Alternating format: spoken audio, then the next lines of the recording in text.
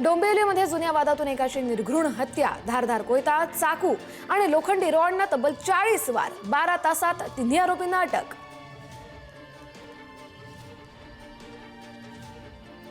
गांधीधाम बंगळुरू एक्सप्रेसमध्ये सगळ्यात मोठी चोरी उघडकीस. अटक केलेल्या हरियाणामधील सांसे टोळीकडून मुद्देमाल हस्तगत. 40 लाख रुपये किमतीचे सोने आणि हिऱ्यांचे दागिने जप्त.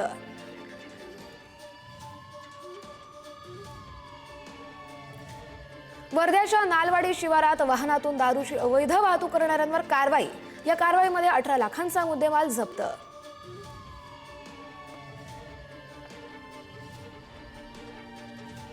जालन्यामध्ये जबरी चोरी करणारे दोघे सेवली पोलिसांच्या ताब्यात. कारवाईत चोरीला गेलेला 10,50,000 रुपये किमतीचा सोन्या चांदीचा मुद्देमाल जप्त.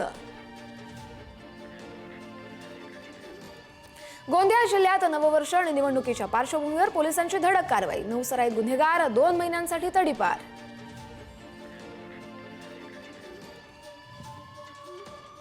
हिंगोलीत लग्नात फेटे दिले नसल्यानं विवाहितेचा छळ. माहेरून 2 लाख आणण्यासाठी विवाहितेवर दबाव. सासरच्या मंडळींविरोधात औंढा पोलिसात गुन्हा दाखल. लातूरमध्ये एका तरुणाचा विम्याची रक्कम मिळवण्यासाठी अजब प्रकार. दुसऱ्याची हत्या करून स्वतःला मृत दाखवत मिळवला विमा. आरोपीला 24 तासात अटक. धुळ्याच्या मोहाडी नगरमधल्या एका वृद्ध महिलेची हत्या. गुंडांनी घरात घुसून महिलेची हत्या करून घरातील साहित्य केले लंपास. पोलिसांकडून घटनेचा तपास सुरू.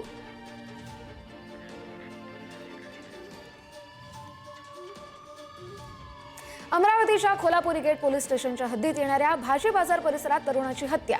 शरीरावर धारदार शस्त्रानं वार करून करण्यात आली हत्या. हत्येचं कारण मात्र अस्पष्ट.